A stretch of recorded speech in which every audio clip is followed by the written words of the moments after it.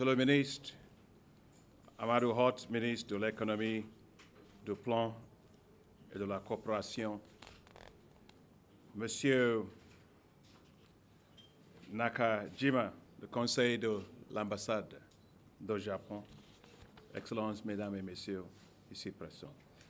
Je suis vraiment très heureux d'être ici, de signer les accords de coopération et d'investissement financement par la banque avec le gouvernement du Sénégal. Et le premier, comme disait, qu'on avait commencé, c'est le programme d'appui à l'accélération industrielle et la compétitivité de l'emploi. Ce qui est vraiment très important, c'est qu'il faut avoir les chaînes de valeur dans lesquelles vous êtes compétitive. Il faut aussi avoir la compétence de pouvoir gérer ces chaînes de valeur.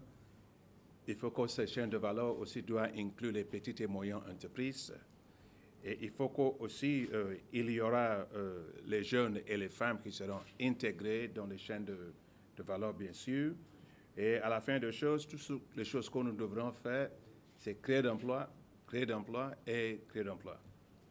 Et cet investissement, c'est un investissement de 125 millions de dollars qui va soutenir la relance économique et l'accélération de l'industrialisation et la création de l'emploi au Sénégal à travers de la compétitivité de chaînes de valeur, l'accès au financement pour les petites et moyennes entreprises, la productivité et l'adoption de technologies matérielles et organisationnelles et le développement d'investissements du secteur privé. Le projet va accorder un financement de 27,5 millions d'euros à destination de jeunes et de femmes et créer au moins 50 000 emplois et mobiliser l'investissement privé à travers de la capitalisation de fonds de préparation des projets PPP, parce que beaucoup de choses qu'on doit faire pour l'infrastructure doivent se faire à travers de PPP. La deuxième, on est vraiment très heureux de faire ce financement, c'est le programme de désenclavement des zones agricoles et minières. Ce projet, avec le montant de 110 milliards de francs CFA ou bien 190 millions de dollars américains, va désenclaver des zones de production agricole et minière et contribuera à l'augmentation de la production du riz et à l'atteinte de l'autosuffisance en céréales. Deuxièmement, l'accroissement de la production minière, particulièrement le phosphate. Troisièmement, l'amélioration du niveau de service des infrastructures socio-économiques. Il est prévu d'aménager et ou réhabiliter 361,48 km de routes revêtues et l'aménagement de 112 km de routes entières modernes et l'aménagement de 6 km de voiries en pavé et finalement à la réalisation des activités intégrées. Votre financement pour le programme FAPA, c'est vraiment très important parce que ça nous permet de pouvoir avoir un financement de 1 million de dollars américains pour renforcer la capacité de petites et moyennes entreprises, surtout les jeunes et les femmes, pour répondre aux besoins de l'augmentation de contenu local. Il permettra de renforcer les capacités d'au moins 120 petites et moyennes entreprises pour les permettre de répondre aux critères établis pour les fournisseurs de grandes entreprises et aux exigences des banques participantes et pour avoir la capacité d'accéder à de nouveaux marchés. Le projet vise une augmentation de 40% du nombre de contrats de petites et moyennes entreprises avec les grandes entreprises pétrolières, ainsi qu'aux autres secteurs porteurs tels que la sécurité, l'habillement, l'alimentaire et les articles à haute valeur ajoutée.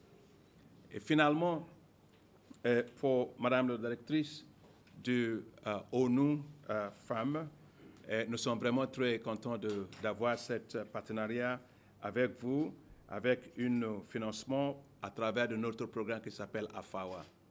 Parce qu'à la fin des choses, ce sont les femmes qui gèrent l'Afrique. Monsieur le Président de la Banque africaine de développement, Cher Akin, c'est vraiment un plaisir de te recevoir ici au Sénégal.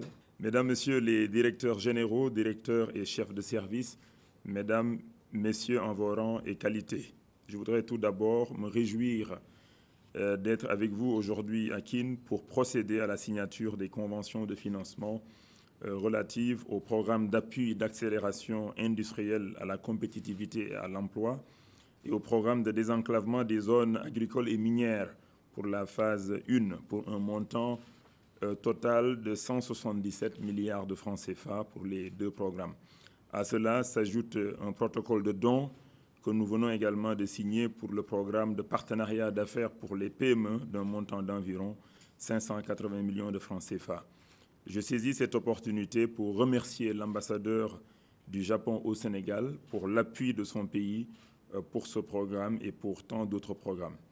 Monsieur le Président, le programme d'appui accélération industrielle, compétitivité et emploi, qui bénéficie donc d'un prêt concessionnel de la BAD d'un montant total de 71,5 milliards de francs CFA, a pour objectif de soutenir la relance économique, l'accélération de l'industrialisation et la création d'emplois au Sénégal. Donc la BAD vient ainsi soutenir le mécanisme de relance qui a été validé dans le PAP 2A, donc en septembre 2020, par son Excellence le Président Macky Sall.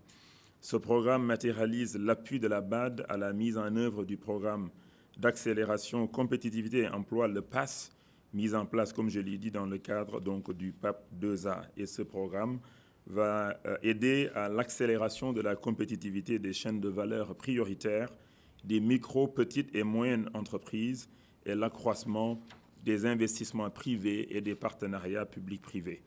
Le programme est structuré autour de 4 composantes que sont le renforcement de la compétitivité des chaînes de valeur, donc qui va nous aider à créer plus de valeur ajoutée et donc plus d'emplois, la mise en place d'une task force compétitivité à Dakar et dans 6 régions également pilotes du Sénégal. Le programme est décentralisé, il n'est pas seulement basé à Dakar.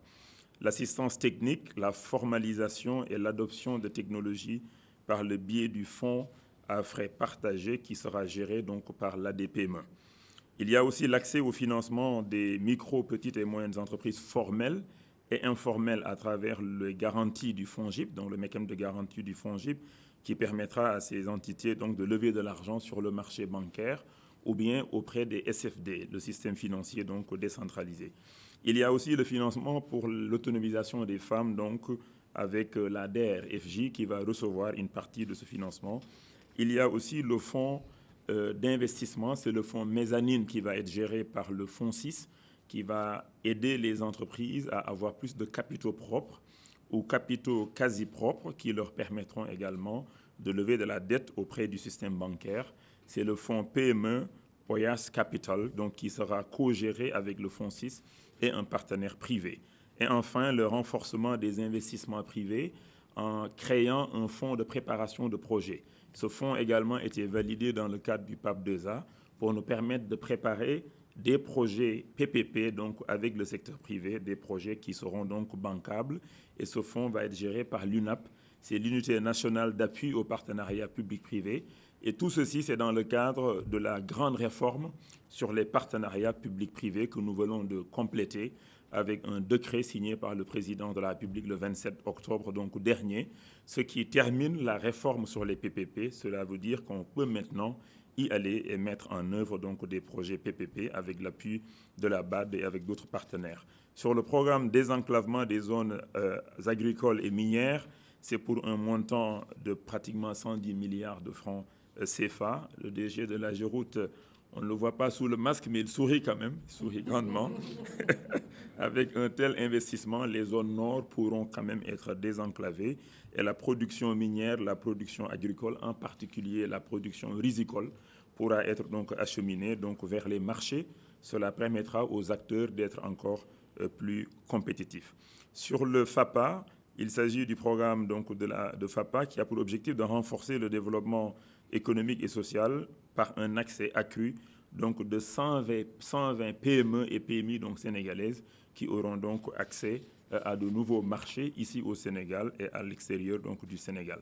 Monsieur le Président, il me plaît également de noter que le document stratégique pays 2021-2025 a déjà été approuvé le 28 mai dernier donc, par votre conseil d'administration et qui est basé sur la stratégie décennale de la BAD, sur le top 5, donc les 5 priorités de la BAD, mais aussi sur le PAP 2A, qui est un peu le programme du PSE, la partie prioritaire pour les 5 prochaines années, qui a été revue et en tenant compte des conséquences de la crise de la Covid, mais en notant aussi la nécessité d'accélérer la mise en œuvre et des réformes, des projets et des programmes pour atteindre donc les objectifs visés.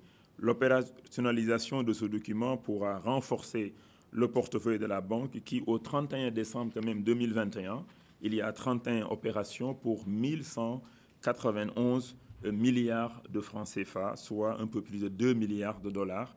Donc le portefeuille actif de la BAD aujourd'hui avec 31 projets. Cela traduit la disponibilité constante, Monsieur le Président, de votre institution à appuyer nos stratégies de développement économique et social. Je saisis encore cette opportunité pour m'en féliciter et saluer cet accompagnement constant dans la recherche de solutions efficaces aux problèmes qui nous interpellent. Pour terminer, je voudrais vous renouveler les sentiments de gratitude, Monsieur le Président, du gouvernement, du peuple sénégalais pour le soutien remarquable que la BAD nous octroie dans la mise en œuvre de nos politiques de développement économique et social. J'ose espérer que nous allons nous retrouver, Monsieur le Président, très bientôt pour signer les conventions de financement pour la deuxième phase du train express régional, mais également de l'autoroute Dakar-Saint-Louis, 2 projets qui sont en instruction au niveau de la BAD. Et nous espérons que d'ici le mois de mars, tout sera bouclé pour une signature à Dakar.